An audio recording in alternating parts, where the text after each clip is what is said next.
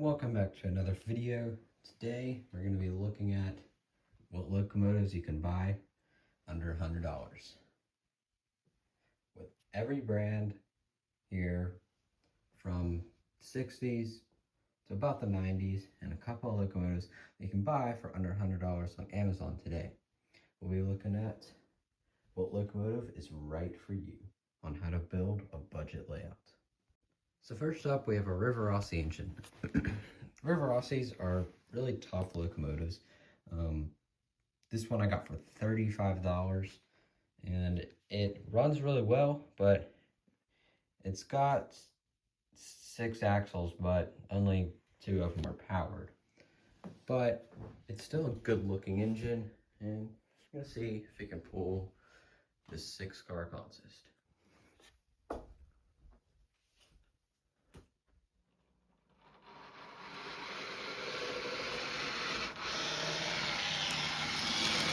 No problem. Oh, car seems to have garage, but that's okay.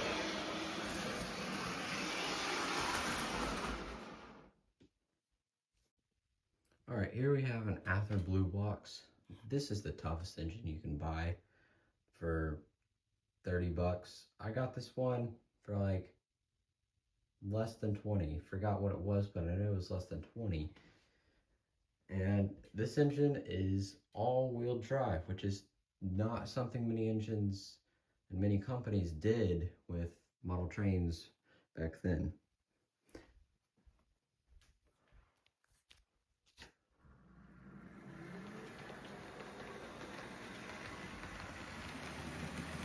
And they have 5-pole motors, so.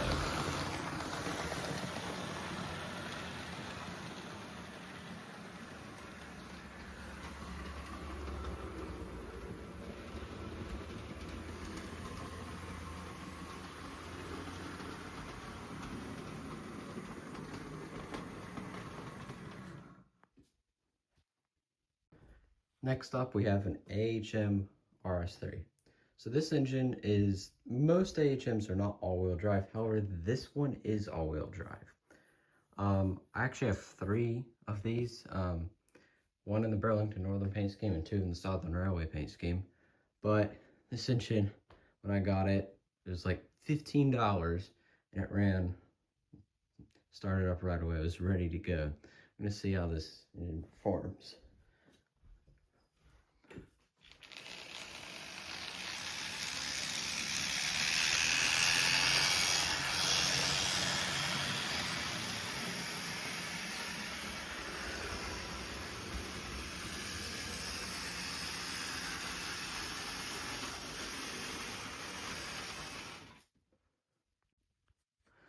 So this is a Tyco engine. It's a GP9M, and this engine does not have much pulling power since it's only got a little 3-pole motor and only 2 axles are powered. But it still runs, and Tyco Mantuas are pretty tough. They're not Ather Blue Box tough, but the majority of them run. It's just their wheels oxidized.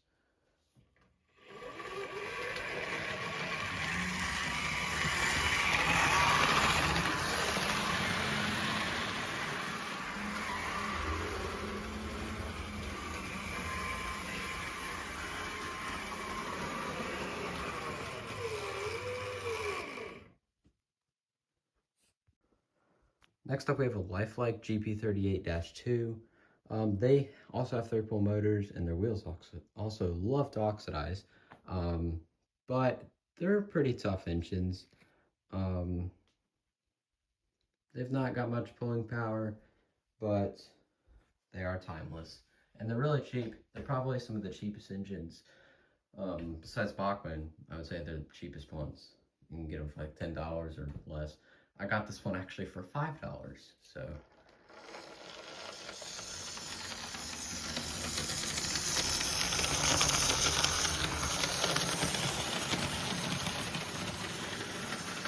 It's definitely short, attraction higher, but it's clicking.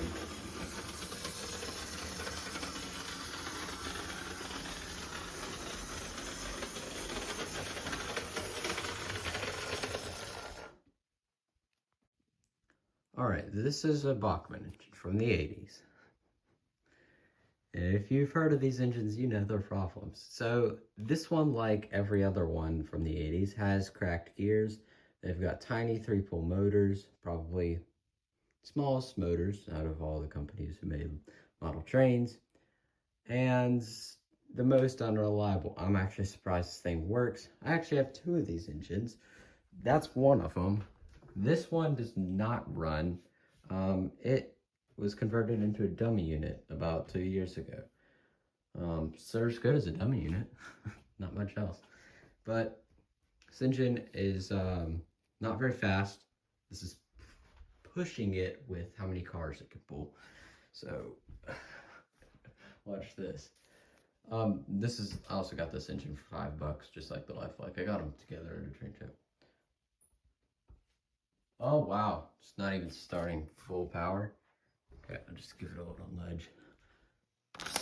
There we go. So that's full power right there.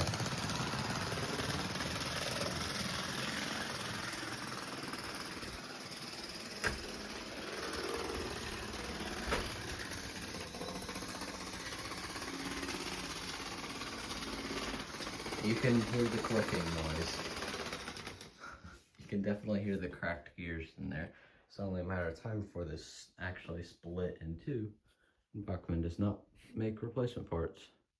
So, yeah. Alright, next up is an Atlas locomotive. Atlas engines are very tough. I got this one for like $40. They are a little bit more expensive. But they do run really well. This is all-wheel drive, too. And it's not just plastic. It's actually got a metal chassis. Starts right up. And it's not super duper loud.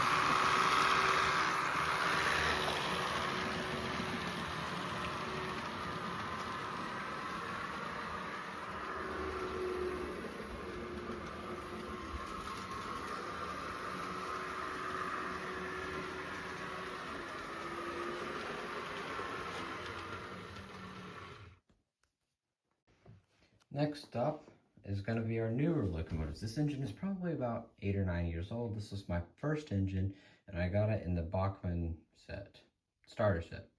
This is like the cheapest one too. You can get this like for like $110 on Amazon, but don't get it. It's a waste of your money. This engine has already shed all of its traction tires, and the shell does this. Although it is all-wheel drive, it doesn't really go anywhere because it does not have any traction tires. So I'm going to be surprised if this thing can even pull this really small consist of cars. Also, the steel track that comes with the sets, do not get that because that will stop working after like a year. Oh wow. Oh wow. Good job, Bachmann. It left its consist. Okay. Yeah, just don't buy the starter sets. They're terrible. And the DCC one is really outdated. So, now if you want an engine that's new, that's under $100, go with Walthers. They make really good cheap engines. This engine was like $68. Brand new off of Amazon. I've actually got 2 of these engines. One, the U.S. Army paint scheme, and Burlington Northern paint scheme. So we are going to see how this engine performs. Now the headlight on this engine is not great for something built now, but it runs really well and it is all-wheel drive. And it's pretty quiet.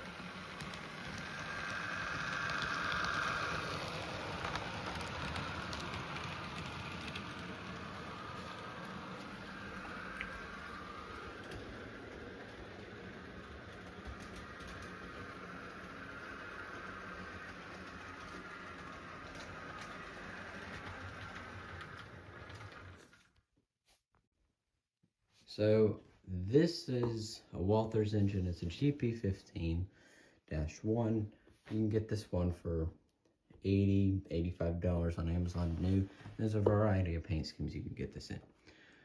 So this one actually comes with directional lighting. and it's got the brightest headlights of any locomotive in my collection.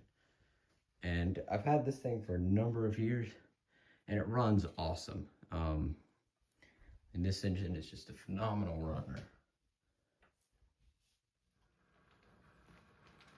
Nice bright headlights, and it's all-wheel drive too. It's got okay detail for something. It's got pretty good detail for something of the price, but it's a great runner.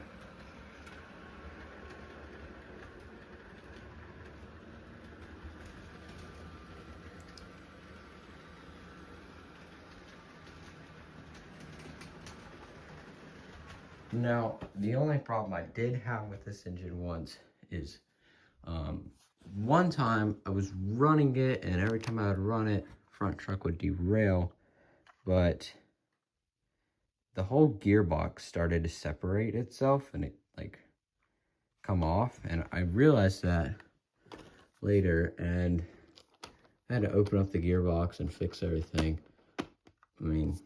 But that's the only problem it gave me.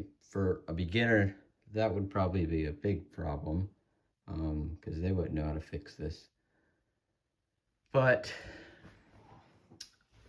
basically, the engines you want to buy are Athearn Blue Boxes, or Atlas, or AHM. Don't ever buy Bachmann engines, especially the 80s ones. They won't last if they even run to begin with. Lifelex and Tycos are okay. River Aussies are also a good brand. They don't make a lot of diesel locomotives. They made this in a couple paint schemes, and they made a U-boat in the Santa Fe paint scheme. I think that might be it that they made. The U-boats have metal chassis, and they're kind of prone to zinc pest, which is basically just when there's metal fatigue and the metal so slowly disintegrates. So it's only a matter of time for zinc pest will destroy your whole locomotive. There's no stopping it either. So there are some smaller brands out there like Hobbytown locomotives. They're pretty good from what I've heard. But yeah, that'll be all for now. This is how to find a budget locomotive.